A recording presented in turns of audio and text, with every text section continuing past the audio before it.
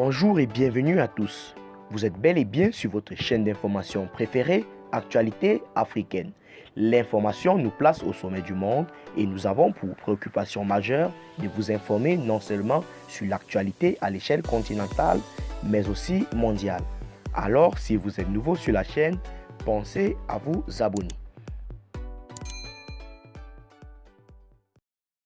Dans le souci de lutter contre le terrorisme, nombreuses, n'est-ce pas, ont été ces relations ou ces liens que le Mali, n'est-ce pas, a eu à entretenir avec les pays de l'Europe. À l'instar de la Russie, pour, n'est-ce pas, avoir le soutien militaire pour éradiquer ou pour bannir définitivement le terrorisme au Mali. Ce faisant, en plus de la Russie, qui a été, n'est-ce pas, qui est un pays, n'est-ce pas, qui a apporté son soutien, n'est-ce pas, militaire au Mali, il y a également la France, qui aussi n'a pas été, dont le rôle n'est pas à négliger dans le bannissement du terrorisme au Mali. Mais ce matin, n'est-ce pas, ce qui, n'est-ce pas, suscite beaucoup de remous dans nos méninges est cette décision-là, selon laquelle le Mali, n'est-ce pas, annonce avoir définitivement ou officiellement rompu son accord militaire avec la France.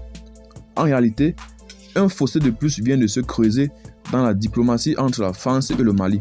En effet, le portail d'information au Mali, à Bamako, citant le gouvernement malien, annonce l'une de ces dépêches que le Mali met fin ce lundi 2 mai à son accord militaire avec la France.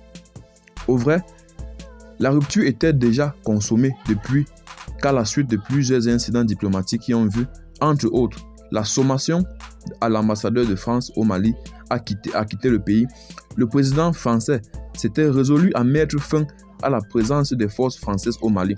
Le dernier incident en date, c'est l'accusation du Mali contre les forces françaises à l'instance du départ du pays de violer son espace aérien et d'accuser également les forces armées maliennes de massacres civils. C'en était trop pour maintenir en l'état un accord militaire signé au lendemain des indépendances entre l'ex-puissance titulaire et ses ex-colonies. Il faut également noter que cette rupture intervient dans un moment où les autorités de la transition malienne et la CEDEAO sont à couteau tiré sur la durée de la transition militaire. La junte malienne la veut à 5 ans. Inacceptable pour la CEDEAO qui a fini par s'aligner sur la population algérienne de 16 mois. Les sanctions décidées par l'institution sous-régionale restent en vigueur et privent toujours le Mali de ses avoirs à la BCEAO.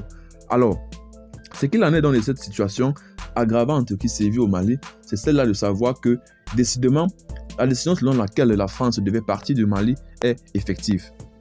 Restons non scotchés et revoyons-nous ultérieurement pour de prochaines vidéos. Si, n'est-ce pas, nos vidéos vous a marqué, abonnez-vous pour ne rater aucune de nos prochaines vidéos et surtout, partagez cette vidéo. Bye bye.